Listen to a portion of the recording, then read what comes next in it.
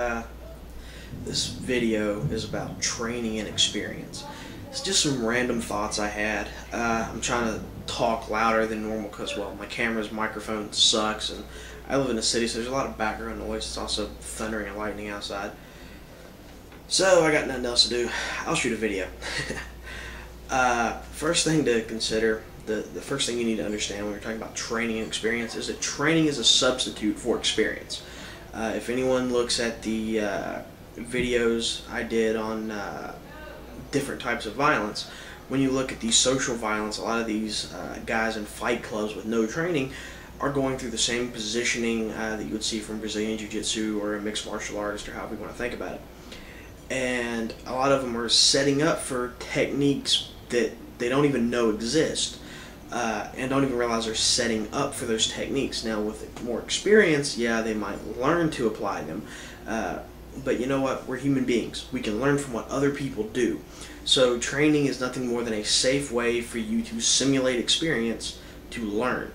Now, the second thing you need to bear in mind is that experience and training only counts within context. I was awarded for being a team leader. I was awarded for being a hand-to-hand combat instructor. Now, that doesn't mean that I'm qualified to teach Aikido because I taught hand-to-hand combatives, and it doesn't mean that I'm qualified to be the manager of McDonald's just because I was a team leader of a fire team. The other thing you need to consider is that people are not events. Events happen. They don't change their course. They don't alter.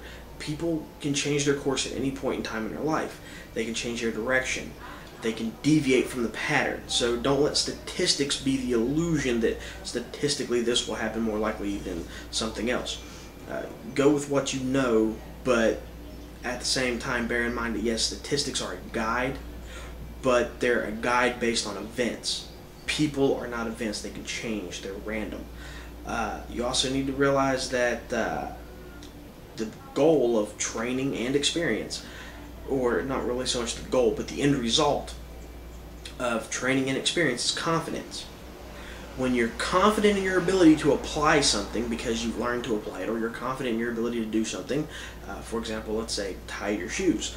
At first, you weren't as confident learning to tie your shoes, and then you, after doing it so long, became more confident in it. Now you do it without even thinking about it. Well, the same thing applies to martial arts. Same thing applies to starting a fire with rubbing two sticks together, or the old bow and spindle method.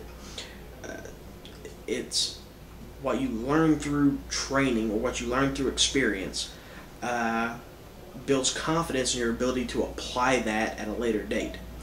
Now, the fifth thing to remember here is that training is always an ongoing process. You are always in a state of learning. Just because you've completed one form of training doesn't mean that you're done learning. It's a constant, ongoing process. To give you an idea here, when you're talking about the Marine Corps or the Army, you have basic training or boot camp, and then when you go away from that, when you go to the fleet, if you're a Marine, if you go to the field, if you're a soldier, you go into what they consider advanced training. No, advanced training isn't simply the AIT, the advanced individual training. Advanced training is the ongoing process of learning new skills from new people who you're around. It's not so much that you're in the Army, you have to go to a school to learn to do something. It's that you have people who did go to a school and they will teach it to you. Just because I wasn't in, for example, sniper school doesn't mean I don't know how to build a ghillie suit. It doesn't mean I don't know how to sniper crawl. I've learned this from people who have been to sniper school.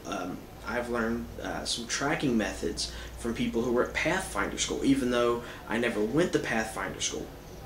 And that augments other tracking methods I've learned from other places.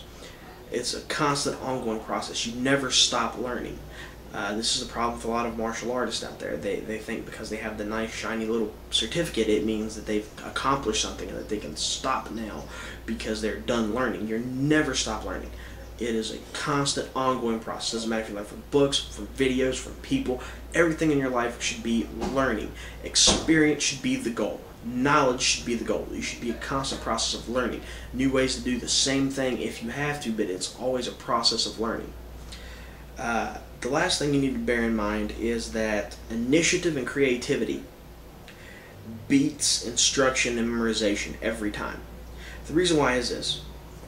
If I teach you one way to throw a jab, and the only way you throw a jab is the one way that I've taught you, the one way you've been instructed to do, and the one way you've memorized to do it,